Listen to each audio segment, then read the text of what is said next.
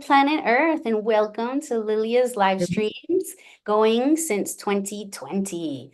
I'm Lilia of Facialteam, and my pronouns are she, hers, they, and them. And today we're back with the 23rd episode of the Reflective Conversation series with DM Maynard, designed for partners, parents, and family of people in gender transition. So a giant welcome to Dee here, our eminent author and resident speaker. Hello, Lil. Hello, Julien. Hi, Kim. Thanks for Hello. joining. Hello, Dee. Our special guests here today are the couple Julien and Kim. As Dee said, welcome. Thank you. So today we'll be talking about a blended family in transition. Thanks everybody for coming to watch and listen about this topic. So first, Dee, let's just mention a little bit of history on how we all know each other, how we met. No? Of course. Well, I just want to clarify that my pronouns are she, her, and Lil, you use she, her, they, correct? Yes. And you use he, him? Is that Yes. accurate? And Kim, you use she, her? Yes. So do we have that? I met Lil at the Philadelphia Trans Wellness Conference many years ago. We hit it off amazingly, and we got this idea to do this together after Lil had already started doing this during COVID. And we've been really close friends and collaborators since then. And I've even got to visit her in Marbella, Spain, and the state where she's from, which happens to be in common with Julien and Kim. And yeah. And I met Julien and Kim very briefly at the first event. Yes, and and what happened was I was at the table actually with Facialteam, and all of a sudden Kim comes by and hits the table and she goes, I have this book. I love this book. And she's going on and on and on about the book. And I'm like, thank you. And she's like, you're not DM Maynard, are you? I'm like, I am DM Maynard. We hugged and all that stuff. And we became friends through that. And then Julien wrote me the most beautiful email post that and said, you know, if you ever want to interview or do anything that we could be of service or help or any way, we both would love to do this with you or anything with you. And I said, I would love this. And that's how we, do I have that right? Julien? Sounds right to me. Okay. Okay. Ah, thank you. There you go. Sorry, I was getting ready to share them here. Let's share all 3 books. Oh, okay. There we go. So everybody can see. I've got them here too. All 3. Okay, wonderful, fantastic. Okay, but let's go back to them now. Thank you. So the thing that what do we like? Let's tell people maybe I'd like to find out some details about how you met, how long you've been together. Whoever wants to talk Sure. first. I can talk first. Go ahead, Julie. Okay. Well, Kim and I met on December 8th, 2001. We were introduced to each other sort of via email through a mutual friend. Kim worked with her and I played hockey, and we met at a Panera one evening, and maybe Kim can tell you the rest of it. Well, it was the longest blind date, I think, in history. I want to say we chatted for 11 hours. Yeah. Of nothing but talk. We connected and we hit it off, and it just flowed so naturally. We started at the restaurant. We continued in a parking lot during a snowstorm. We went to a movie. We sat back in the parking lot. We just talked. And he didn't think I liked him. Really? Did you go, Julien? I thought, oh, she probably thinks I'm a nice person. She probably thinks that we'd be good friends. Wow. Well, clearly it was a romantic meeting, and it turned out very long journey together. Yes? Yes. Yes. You know, that was something that struck me because I did actually get to meet you quickly when you came by, Julien, and you just like waved. goodbye after I talked to Kim for a while, and it was really clear. I mean, you're like, I got her the book. I got her the book, and so You did. that, you really, it was really important that Kim felt comfortable in this journey along with you. Yeah. And Mhm. her as many resources and as much support as she would possibly need.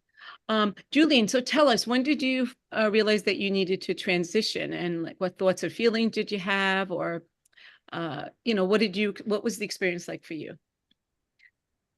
Well, 20 years ago, I told Kim I wanted to live full time as a man, and she said, I don't think you are.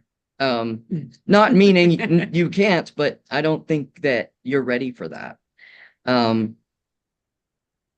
she was right. And so it wasn't until 2022 when I was watching a movie, a documentary about how trans people are portrayed in TV and movies. And Kim was away during that time. But that night, something clicked for me, and I knew, just based on the emotions and how I was identifying with some of the people in the documentary, that it was time for me to transition. And so I couldn't hold it in, so I told my daughter, and she started tearing up, and she said, "That's so great," and gave me a hug. And then I called a friend, and then I kind of waited for Kim to come home because we didn't even have phone communication during that week.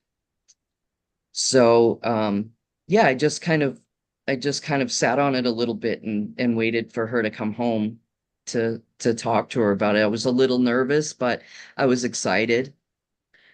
And I'd like to share the reason I said that Julien wasn't ready 20 years ago or 10 years ago is Julien grew up in a ultra conservative religious household and was very intertwined with biological family at the time, and was just completely shut down about self-awareness and being able to come out with family. So that was a long process. Yeah. Because of that reason. Right. So, Kim, how did it feel to receive this information? And, what were your thoughts and feelings this second time around, I guess we'd say, right? The second of permanent time around, yes. Initially, I was a little floored, I would say, because I didn't see it coming at that point. We were both working on ourselves individually through therapy. So it came at the perfect time where I was in a mental state of being able to hear it because of the work I had done on myself. And seeing how happy it made him, it made it like, okay. Then I went through a section of, is this a phase? What does this mean for me? How do I tell my parents? All kinds of different feelings came up. But what I saw most was a sparkle in his eye that I hadn't seen in a long time. So I'm like, okay, let's go with this and let's see where it leads. Wow. Wow. I mean, the realities is that many people, many partners have a lot of questions that go through their head, even if they, they know that they're supportive and they know that they, when you see that twinkle, it's like the person comes alive, It was absolutely came alive.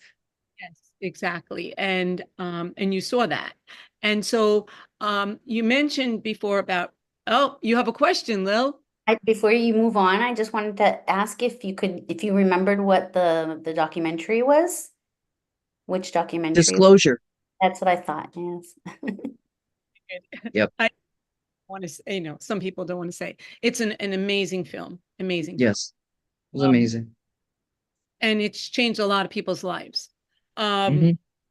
Interviewed many people, and it's often some people's part of their journey. So you mentioned that family for a second there. Of course, your daughter, Julien, but you also alluded to other people about being close with your Kim referred to you being close to your family, religious family, which, many religious families are very supportive. I'm not sure how this unfolded for you, but how did all of this impact with your relationship with other family members other than your immediate blended family? Other family. So I grew up pretty close with my extended family. And it's been hit or miss with those people. There are many that I still haven't specifically come out to. I have a couple of cousins who are very supportive. I think mostly because they have children who are gender fluid or queer in some way. So those are some pretty supportive people that I did specifically come out to. Not that they understand it completely, but they're like, okay, they could work with it. Yeah, so I think I guess looking back, I keep my circle pretty tight at this point with family, because for many reasons, but mostly so I can be myself. Okay. Yeah, that makes a lot of sense. And so, as far as I understand with the blended family, Kim, your parents live with you. Is that correct? They do. Tell us about the journey with you, your side of the family. And Well, what's interesting is, so my parents have always been supportive with me in a lesbian relationship. I came out to them as a lesbian. identified as a lesbian couple prior. I did. So they've always been very supportive of that. So they moved in with us just prior to Julien's transition. And so I kind of got into my head like, oh boy, did they sign up for this? How are they going to handle this? They're in their 70s.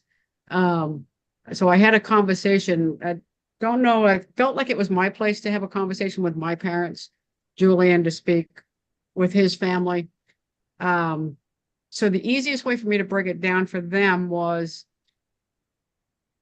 Julien lived as Julie for the first half of his life, and now is going to live as Julien for the second half of his life. And they got that. They've asked some fun questions that only your parents can come out and say to you. Seeing him shirtless for the first time, they're like, oh no, I can look. So they're very open, they're very loving, they're trying on their best to get it. Pronouns are hard. Pronouns are hard, but pronouns have always been hard for my mom. So yeah, that's true. We kind of give her a pass most of the time. She can't even gender our animals correctly, so we're good. It was interesting. My mom is very specific on greeting cards to my daughter-in-law, to my granddaughter. So when it came time for Julien's birthday this past year, my mom said, should I get this card? And it was to daughter-in-law. And I looked at her and I said, how do you think he will take that? And she said, do you think I should get son-in-law? And I said, how do you think that would make Julien feel? So she picked up the son-in-law card, and that's the one she bought. So it's going wonderful. Wow. Julien, how did that feel? Was it affirming? I bet, huh? Yes, it was affirming. It was really nice. Especially since I think at that time I may have just received a pink daughter card from my father. Okay. Boy, the juxtaposition of this, right?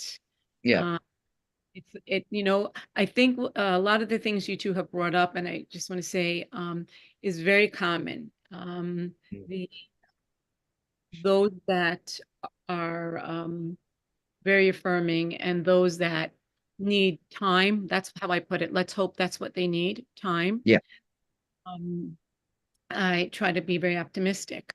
But I also think something that Kim said was that, I told my side, Julien is telling his side, is that I talk about this a lot in workshops and in the book, that, sitting down and talking about who, what, where, why, when, and how, by whom, meaning who's going to tell, which people have that conversation as partners is very important. I think it's vital. I do a lot of training, and this is a big part of it because the two of you reached that conclusion on your own. I know many people have, but for some that are not sure, that's one of the most common questions I get asked. So then you call each other a blended family because, so tell us about all the ways that you blended. Well, we live in this multi-generational household with our daughter and her partner, and Kim's parents live here too, and we all kind of function as a unit. We take care of each other, we pick up the slack for each other. We have a lot of animals that we take care of together. Animals. People always love animals, and I do so too. You have You a wanna lot. tell her about the animals? Oh, we have, between us and my parents, they have their own in-law apartment, but there's 5 dogs, 5 cats, a chinchilla, 9 chickens, couple ducks. Did I get them all? Yeah, I think so. Yeah. But we also consider part of being in the queer community is we have chosen families too. Yeah. So I do count some very dear friends as family members also. And I had a fear initially of the lesbian community being like shunning, because that does happen in some situations. Our friends, like I said, are family and have welcomed us as who we are and not judged us. And, they ask questions, and I like that people ask questions. Yeah. A lot of people talk about the extended family, the chosen family, and month of Pride, and we don't want to forget that. And I mean, all 12 months should be the month of Pride, but especially in June. And I think I was thinking about you talking about, your concern about not being considered part of the lesbian community, is right. And Kim, I know you identify as a lesbian dyke, right? That's what you. I do. Name is Butchie, is that right? Or Butch, I think, something like that. Yep, Butch. And Julien, I know you referred to yourself as a guy, right? That's how. And so let's talk a little bit about that. Well, do you have other children, or I thought you have more than one child? Yeah, we raised 3 children together. Right, that's what I thought. The other 2 are out of the house now. Right, I just want to make sure that we get all of the blending there. Yep. I want to talk about like another way of blending based on what Kim just said. So some people do talk about their fear of losing the connection with the gay community, right? Or the lesbian community, or not being seen as queer, right? Right.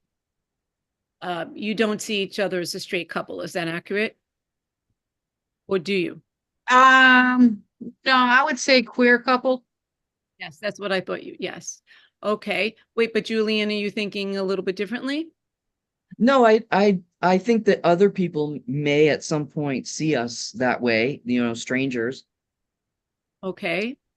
But for me, I just can't get my head around being straight. It just doesn't feel right. And I also never really felt, there was always something about the word lesbian, that in the lesbian community that never felt like me, so I never really felt connected like Kim did with the lesbian community. So that was never something that felt important to me. I connect with transmasculine, you know, people. Mm-hmm. So, then let's talk about, I know you're going to do some parade, or you did the parade already. We just did do the parade. Yes, tell everybody about this. Well, I rode with Dykes on bikes with our daughter. It was fantastic. Um, it's such an empowering feeling. Something about being on the motorcycles out front of the parade and the response from the crowd. It's something that'll always stay with me, no matter how far down the road. And I'm glad that I've been able to share that with my daughter. Julien used to ride with us on his bike, Yeah. but he chose not to this year. Was that a hard decision for you, Julien, or not? Yeah, I think based on No, because yeah, it feels a little dysphoric for me at this point in my transition. Yeah, it feels like it's just uh if I could be sure that I would be seen as a transmasculine ally, of the lesbian community, then maybe, but I I I just didn't feel like it was my place. I marched with another group, yes, with a yeah. friend, with a trans friend, so Right. You want to be true to your identity, and you want yeah. to be who you are. Um, and I think what's beautiful is that each one of you get to have that space and Hmm. a couple. And so, one of the things that we talked about that day, Kim, was that, if I am paraphrasing this wrong in any way, please jump in anytime, is that when you saw each other as a lesbian couple, Kim, you felt that your gender expression was much more masculine than Julian's most of the relationship, or a good part of the relationship. Yes, for a long time. So let's talk about how Julien, both of you, Julien, how your gender journey has impacted that for yourself, as well as Kim for your gender expression.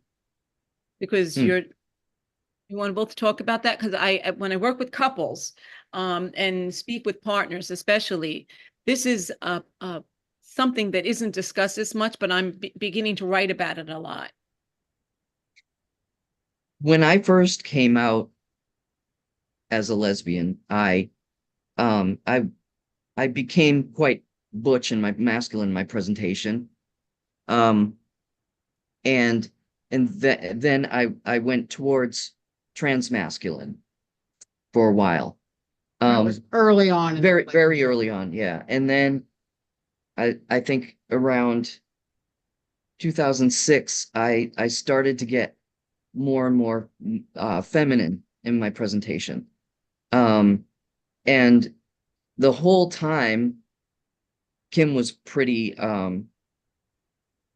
Butch. pretty butch. Yeah. Um, and that was cool for me. That was not an issue, or it really was a separate thing from my gender expression or my presentation. Go, you talk about yours. Well, what was interesting is Julien, prior to his transition, would pass as a straight female. So had the straight privilege, unless was with me, who was clearly a lesbian. Mhm. But when we were apart, was just always perceived straight, the long hair, the outfits. But But at home, I also noticed it wouldn't be until Julien came down the stairs on how, if I knew he was feeling feminine or masculine that day, on depending on the dress or the attire. Mhm.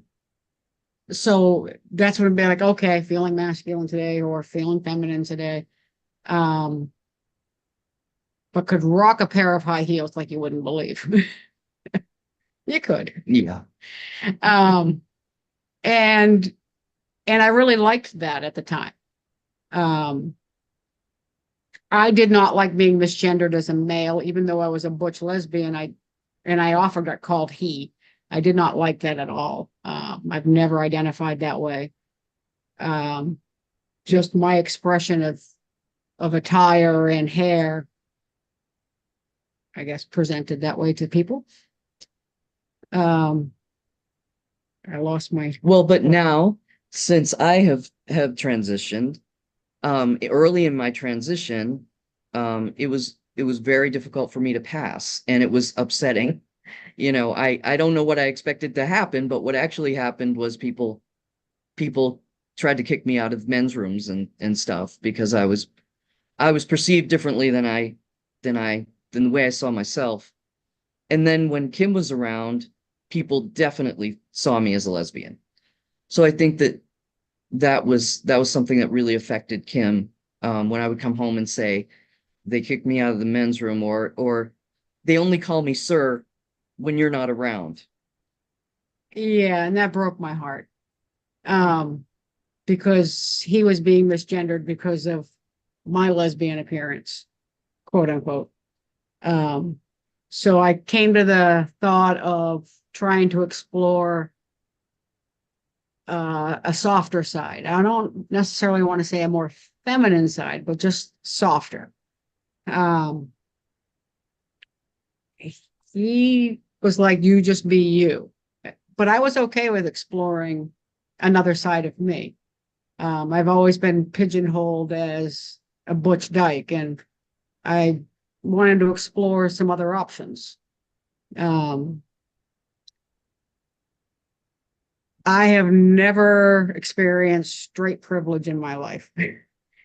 And it was kind of exciting, which sounds bad to say as a queer person, because I don't want to be a sellout. But for safety reasons, safety for him as a trans man, walking down the street, it felt okay to do. Does that make sense to you? Yeah. But so we weren't looking over our shoulders as much as like when we were traveling in Turkey as a lesbian couple, you know, trying to pretend we didn't know each other. right. Yeah. So for safety reasons, the straight privilege is a good thing. But then we also want to be, we'd like to be seen as a queer couple. Right. That's exactly what I was going to add in. And this is the complex, one of the many complexities to this is that most couples that I talk to, the safety, either gaining safety or losing safety, gaining privilege, losing privilege, is a big part of the journey. Especially when you begin as a lesbian couple and you're a queer couple, maybe then too, you know, I don't know how you identified, if they added that in then too, but definitely now for sure queer. And how it feels like a sellout, just like you said, Kim, to many people describe that. But when you're in a setting, sadly, horribly, in my opinion, the fear of true harm, to be hurt in any way, violated, killed, literally killed, arrested. People welcome the safety of the being seen as a straight couple, even though you don't, we all understand what that languaging and how complex that is too. Right. Because everybody wants to come out alive, you know. Right. not harmed along the way. So you bring up, again, very important things. I think that so eloquently expressed was Julien, your gender fluidity, your sorting things out for yourself, the respect that you had for Kim and Kim's respect that he has for you, and how people have to play these games about others perceiving, people go, well, who's the masculine one? Who's the feminine one? Who's, Right. Often in lesbian couples and in gay couples, Right. male. And that's a very hard thing to deal with sometimes. And it just becomes magnified when the partner who transitioned is the person often presented more femme than the other partner in the lesbian couple. Based on all the work that I've done and the people I've spoken to, I don't want to say this is for everybody, but it seemed to be very common. And so, and around the bathroom, that is mostly and far countries that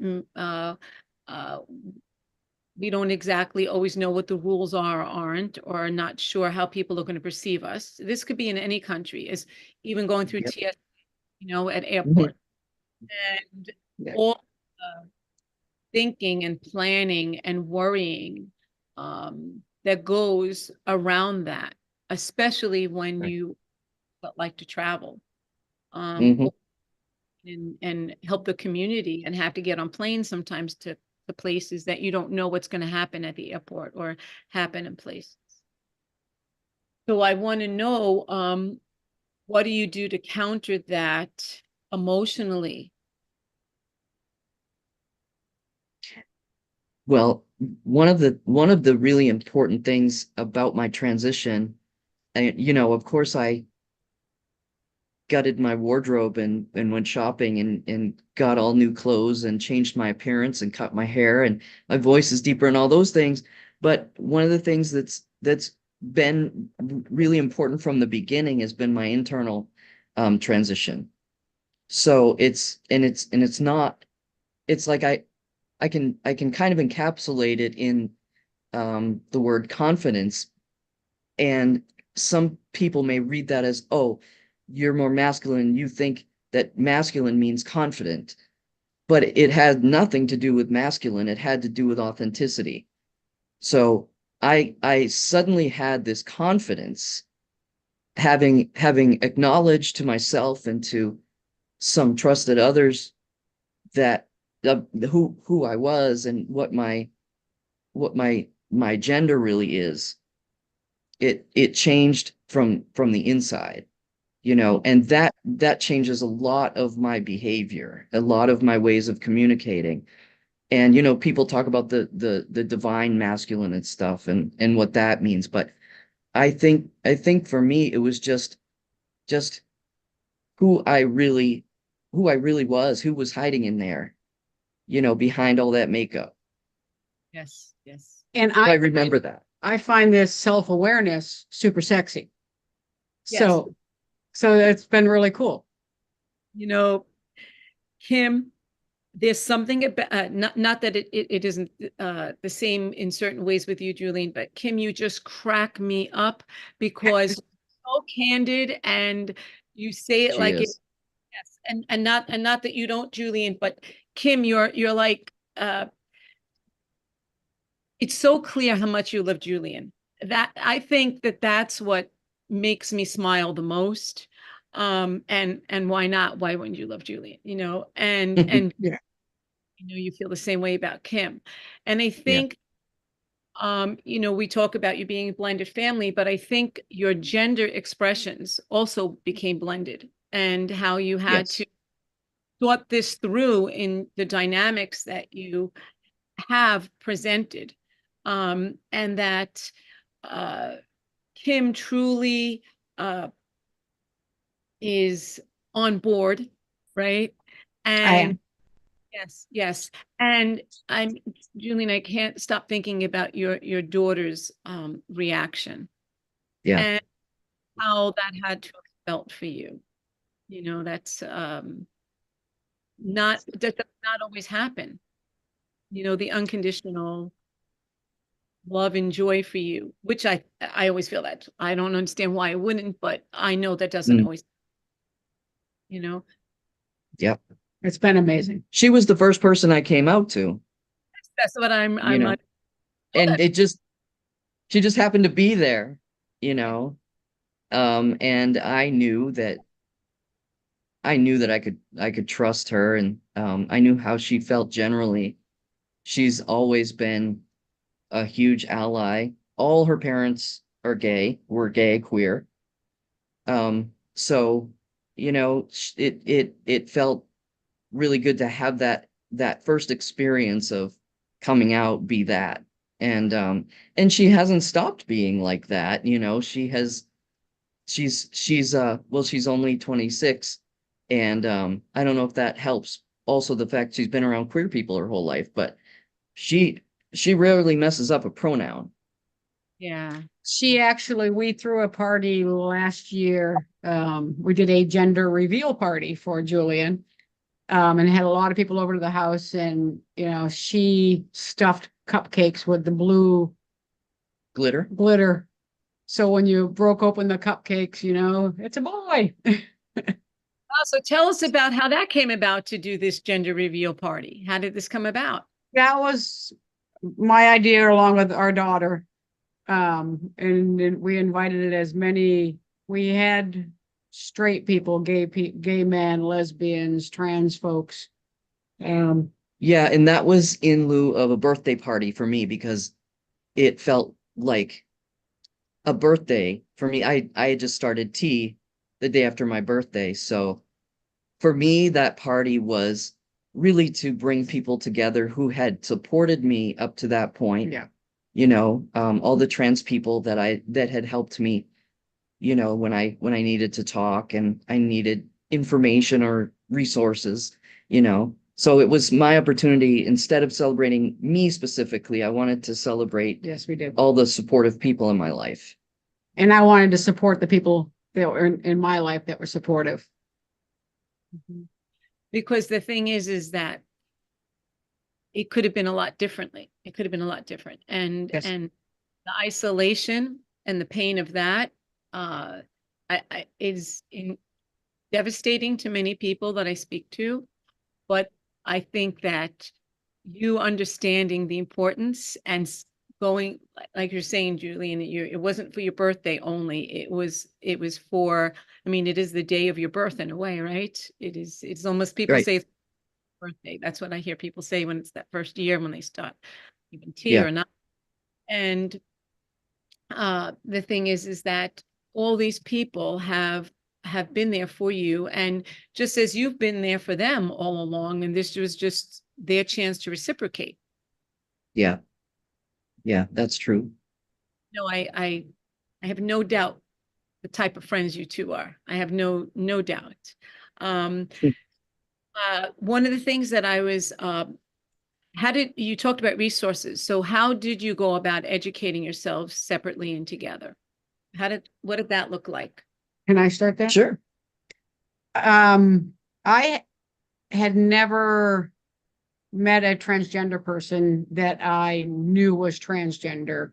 I may have met somebody, but so Julien took me to dinner with a colleague of yours, a transmasculine man.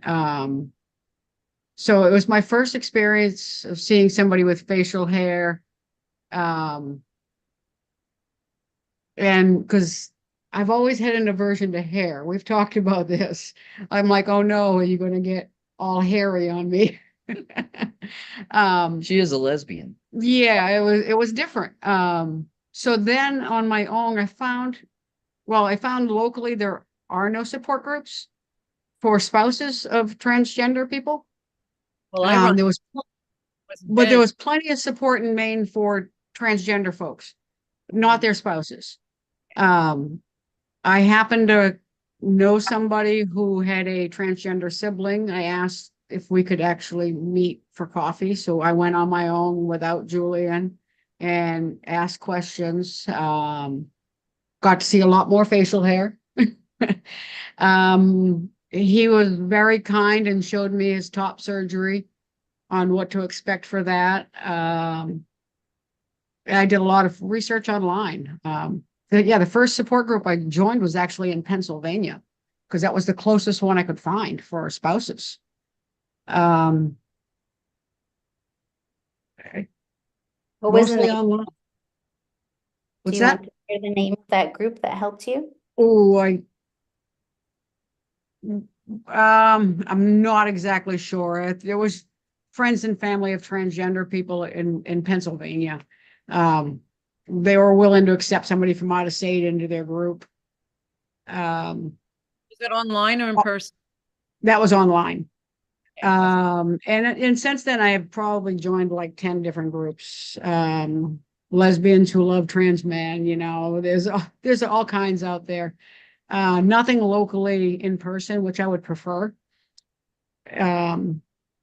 Maybe you can start one. Yeah. Yep, you You could. could. One of the things that was, pardon me?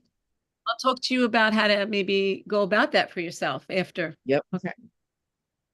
Helpful was we went to the first event in Boston Yes. together, and that was like 6 months after I had come out. So we went to a lot of workshops and talks, and of course the place was just trans people. So we met some people, and Well, trans people and the people that love them. yeah, there were a lot of partners and stuff.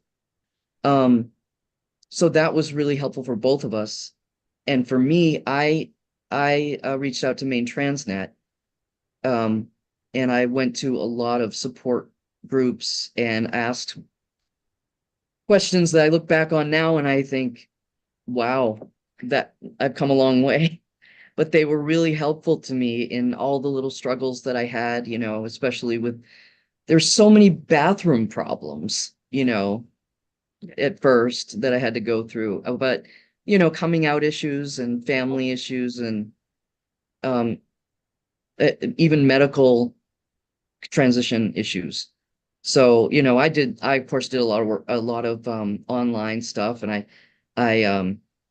I consulted with a colleague who had done a training on queer and trans issues. So we both just reached out wherever we could. I want to say though that reaching out separately was very important, but communicating individually with each other was the most important. We needed to have an open dialogue, and we had a lot of conversations late into the night of what the transition meant for both of us and where we were at with the transition. I remember an incident where Julien took down a picture I had put up a long time ago Of us. together, and Julien presented feminine in the picture, and he took it down, and I walked by where the picture was and it was gone, and it just hit in a spot of my heart that was like, I wasn't ready for that. Mm-hmm. So the picture went back up for a little while, and when I was ready, the picture came down. He was replaced. And a more masculine picture went up. So it was about communication for us. Communication is the key, and it's like the third chapter in the book. It talks about pronouns, learning new names and pronouns sometimes, and artifacts, which is what you're talking about, the pictures. Yeah. Communicate about that and how it's a critical thing, and it could be a very emotional moment and painful for one or both people. And photo albums, wedding things, graduations, even things being posted online that you might have things up on different platforms that you have to say, and people say, can you take that down? And they ask that even of extended family members, and some don't. And then when people are ready, and they often get to that place, but to rush something like that can really devastate somebody, even though the other person might be devastated. You have to, like, I think people talk about who's being devastated more by it staying up and not, that level. Sometimes Yeah. I think number, is it devastating to a 5 or to a 3? Okay, if it's whichever's the stronger number, then that person for that moment. And people are pretty honest about how they feel about the artifacts or leaving the wedding album out. Yeah. If it, and some people get remarried or take different pictures, right? And that's Yeah. Well, we're thinking about actually of renewing our vows at some point, and I will, on our first wedding, I wore a linen, I wouldn't say suit, but Pants and jacket yeah, things. and Julien wore a beautiful wedding gown. So I'm thinking about wearing that same wedding gown and having Julien wear a suit to renew our vows. And you both feel comfortable with that attire? With the prospect of that? We'll see if it works for me or not. I haven't got there yet, but this is all a process, and talking about this is very vital conversations. And it's clear that your communication was always something that you worked on and valued. And it can go either way, and in this case, it just made your communication stronger. And I mean that's what I'm hearing. I may be inaccurate. And and that these types of things, couples and family members, really, it's important that they talk about it. And the artifacts is major. It's as important sometimes as the name and the pronoun, which is why I always include them about it when I do my training.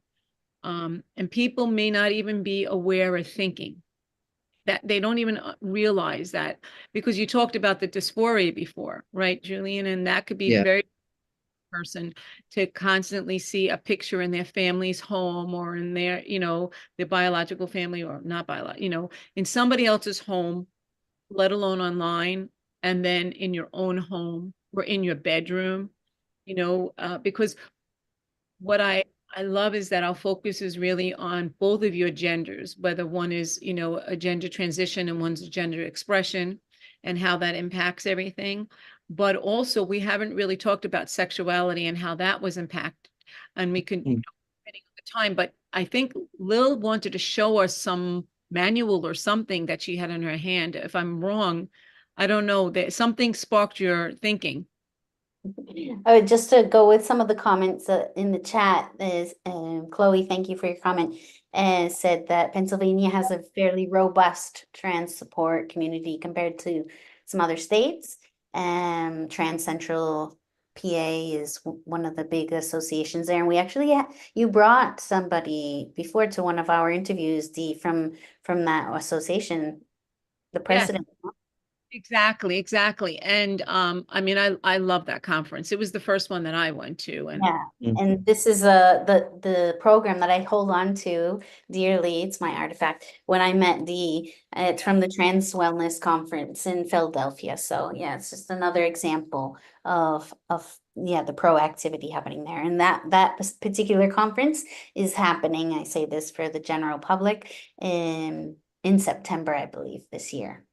September 5th, 8th, or something like that. It's like the first full weekend, and it's going to be in person, but I think that it's very limited this year. It used to be very expansive and open to pretty much everyone, but because of the venue where they need to have it right now, it's a little more limited. I applied. I hope I get in. We'll see. And one of them is about communication is key, because I said it, but that is pretty much, workshop I want to run. And the we'll see. Otherwise, I'll do it somewhere else. And the reality is that conferences can be one of the greatest resources of all. In person, there was some time that they had to do it online, but in person, to be around that atmosphere, like you said, at first event, and used to be, I don't know if partners used to be allowed into what was called this was a long time ago, show and tell, to see surgery, right? Yep. And anything sleazy or sexual, when you looked, it was really gathering information. And as you said, that person did that for you, Kim.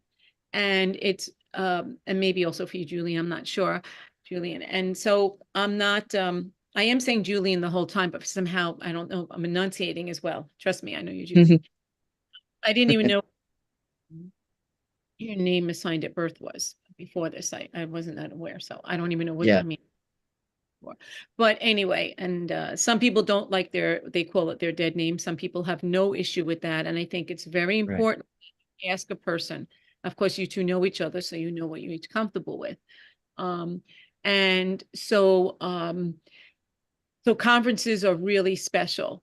And I know that Facialteam did one recently for people that was very affirming for people in Amsterdam. And that's where people go to gather. We know books, of course, I felt that was an important thing, and asking others, joining groups, and really having a community of people that you feel safe with, that you'll go. And, I don't really think or know if it's necessary to out your occupations, to keep some privacy, unless you really chose that you wanted to. It's up to you too. But I did want to thank Kim for her service from the Navy, because you said that. Thank you. And I want to thank you for that. And then it's, your occupations are up to you to discuss. I think towards the end, it's up to you. I think that most of, how do you take care of, I mean, you've mentioned it so far, but you take care of your own needs. I mean, that's you as individuals and then as a group, right? Is there anything in particular that you do, dating each other or going out a certain amount of times with others? How do you take care of your own needs through all of this, which can sometimes be stressful with a blended family and then the transition? Ready to go? If you got something, yeah. One of the cool things from Julian's transition is his confidence. So I feel like I can go out and do my things and not worry about being home at a certain time, because, he's going to be upset if I'm not home.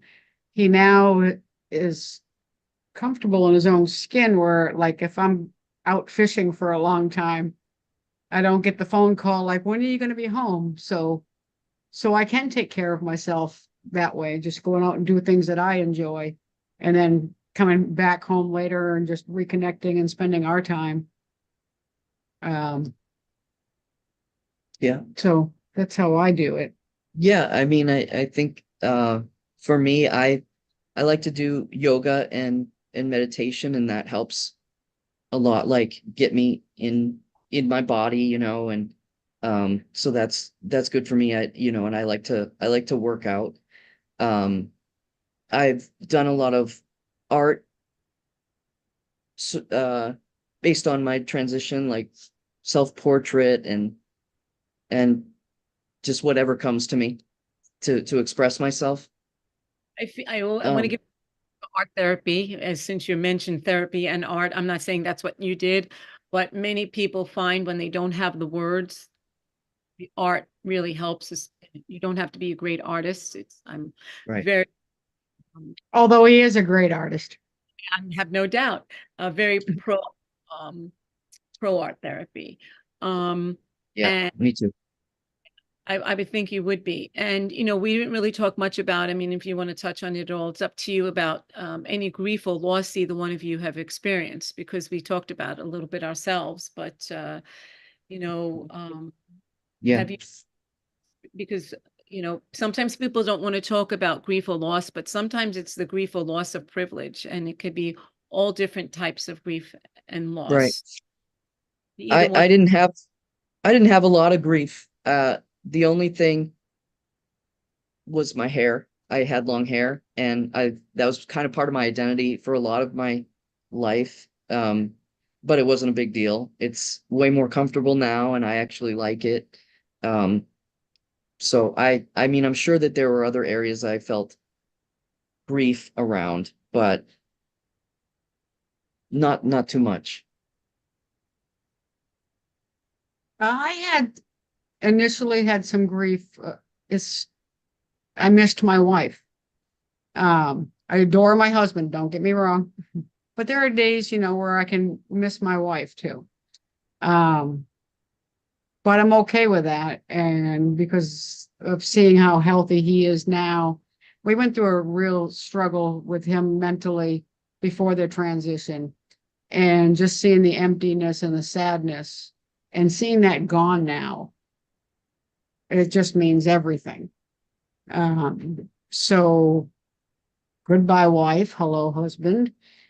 And I'm happy with that. Initially, he thought and I can I talk about your surgery? Sure. He initially was going to not do the top surgery because, you know, to put it bluntly, I liked the chest. You know, my idea of art is sensual photography. And, you know, I took some great pictures of them. But now I adore his new chest, and I can take really cool pictures of them too. So it's not grief for me there. It's seeing you confident, and I love the chest just as much. Wow. I wish that we had 2 hours with the two of you, because I think that I really commend Kim as the partner, someone who has gone through a gender transition, in her ability and your ability, Kim, to adapt and continue loving the person and in the same way, and perhaps maybe even loving more. Who knows? It's amazing. It's really beautiful to see. Thank you so much for sharing such Thank you. poignant and intimate details of your relationship. you Thank know, you. I think that love is a very powerful thing, and that you know, when I think about it, it's not accepting somebody, affirming somebody, or not affirming somebody. You know, it's an extension of loving that person. And when you talked about the mental health challenges, and then when you could look in somebody's eyes and see that spark that you talked about, that life that you didn't know would be there, everything, all the work I do is because my prayer, wish, hope is that a person who is going through their gender transition survives, is healthy and happy. And I'll do any work from my side to help that journey anywhere. And the best way to help, I find, those in transition is to work with and support their loved ones. And the best way, and just like how your daughter was the first person, and we know how Kim and you both support each other in every way, even as Kim's gender expression is shifting also now, and how you're both learning to be attracted to those different things. And we've used the word sexy many times, which is lovely. And because sexy and love can intertwine many times too, and they don't have to, but in this particular case it does.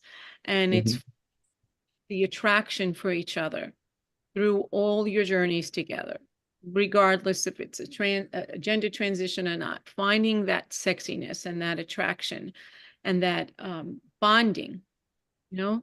Yeah. And you've weathered many storms, way more than, you know, the focus today. And that is something that everyone could learn from, I feel. Thank you. Thank you. I'd like to interject here on the topic that Dee is an expert in, and has written 3 books on, and also a series of blogs on the Facialteam website. And you were just talking about loss, grief, and that's a process that, you know, going through that is part of this. And I just put the link into the comments so people can go to the website and see that. I've also shared, while you were speaking, several other links of the blogs that you were talking about naturally. So I put them in there as 4, I believe. And so please check them out.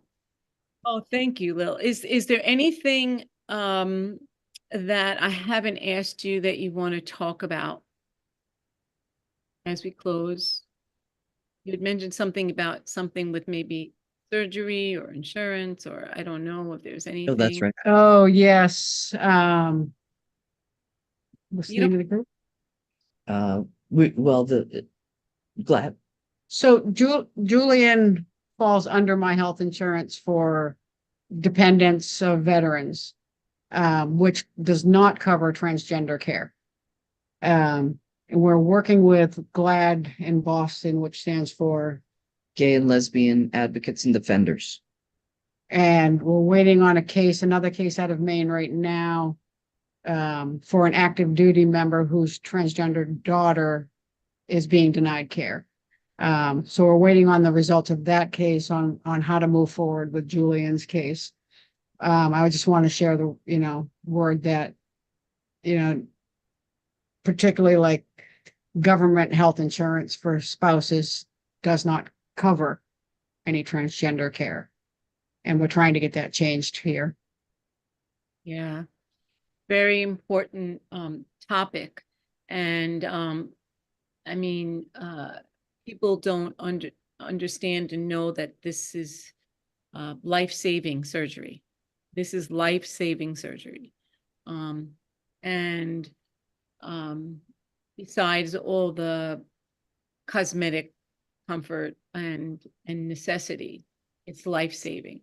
And I'm trying to stay hopeful that people are going to get there. And it's people like the 2 of you who are willing to fight the good fight and put yourself out there for others. And I thank you both for, bringing this part up. I knew that it had happened, but were deciding whether you were going to discuss it or not. And I didn't want to, you asked me to cue you if there's something. So I want to make sure that you felt comfortable. Lil, there is something that you do about the Pro Pearls. I don't know if you want to just talk about that for a quick second before I do my last closing with them. Yeah, if there are any professionals out there, if you know of any professionals that might be interested in getting connected with other professionals who are interested in trans healthcare, then I have a newsletter that I will be sending out this week, actually. So you can sign up by visiting our website. Thanks, Lil. Thanks for that service. And it's really important. I hope we're going to expand on this together. So I was wondering, where do you both see each other in 5 years, individually and together as a couple? I'm hoping on a beach in someplace warm as a couple. And what country do you like to be on? Where I want to go? Spain. Yes, we all want to go to Spain, where this is. I Come love Spain. over. Like Spain. I have to, nothing like Spain. And what about you, Julien?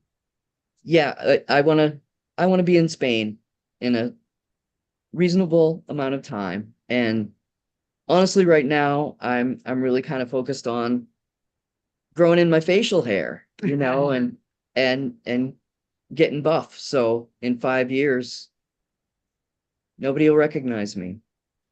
You're always going to be recognized. I think that we'll have to hear how Kim does with the hair when it comes in. I know it's a very important. I'll be good. I have no doubt it's not. I think so. And is there any advice or anything that you would want to share with those that are listening that maybe in the same journey as the two of you as a couple, that you would want to say? My advice would be for loved ones to ask questions. I like when people ask me questions. I'm an open book. No question, nothing's off limits.